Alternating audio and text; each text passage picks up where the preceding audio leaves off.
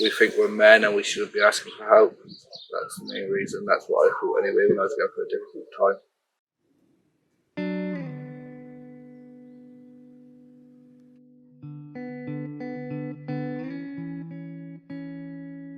So my name's Luke and I work for Wild Young Parents Project. I'm a lead dads worker. Wild work with mums and dads and families. We work with the whole family to challenge the society and the community we live in, to support them to be included in that, and just like everyone should be, to support them to be happy, healthy and safe.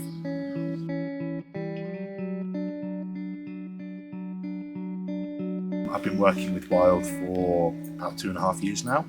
We 3 dads workers are covering the whole of Cornwall with the work we do. All of the parents we work with have experienced poverty, over half of them, and it might not be as a result of the poverty, but it's definitely a factor. There's a lot of drug use, a lot of mental ill health.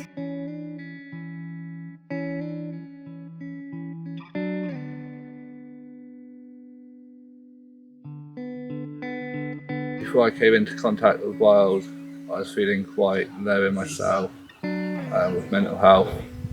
Also had social services involved, ready to take my firstborn daughter off me, who's now in SGA with my mum.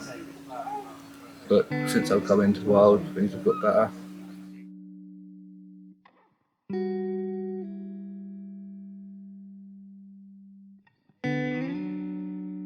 I felt the future was looking pretty dull.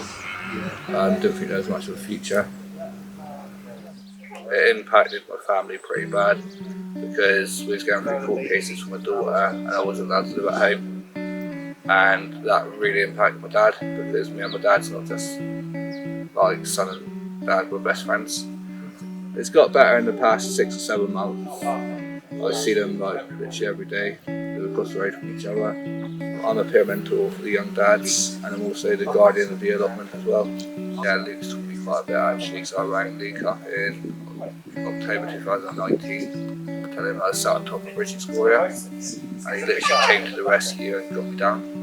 And it's like it's always okay to ask for help, so he literally sat there with me for 2.5 hours getting all the help I needed, and from now on I've just done it with myself.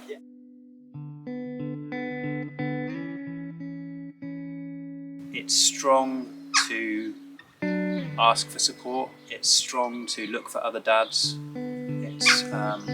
it's courageous to realise that you can't do it by yourself. I just think it's good to be outdoors, full stop. So I think the allotment gives the excuse, really.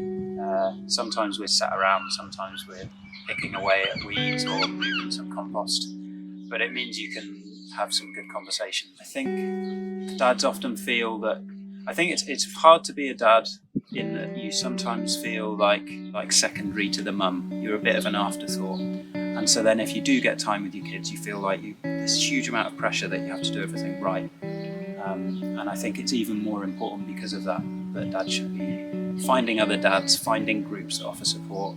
And there is stuff out there, whether you want to be outdoors or not, there's stuff that will suit your interests to help you with how to be a parent. So in some ways it's like, don't expect yourself to be perfect at it straight away. You know, this parenting thing is really hard, and there's people out there that want to help, and people out there that have done it before that can share what they did, what went wrong, what went well.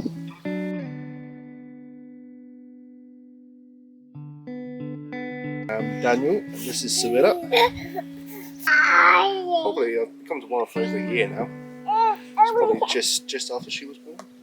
Ciri was born in lockdown, and there wasn't much help for Dad because all of the services that were available shut down during lockdown.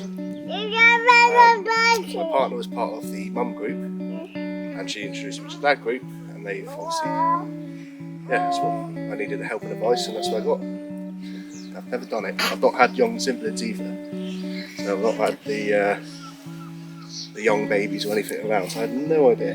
One of the first things I learned was reading at any age. Even though they don't understand, it helps their speech a bit more.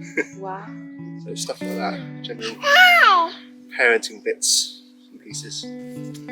So what I would like to see change to offer wraparound support for the young people we offer support to is a change in attitude, actually, especially towards the young men, that they are not simply a risk or a danger to the community or society, but actually to look beneath that and recognise them for who they are. What's causing those problems in the first place, and how can we address them? And I think if we as a society are scared of young men and the potential behaviours that they display, they're going to miss out on the opportunity to actually have some information provided that could change that, and for us to model behaviours that are going to benefit them.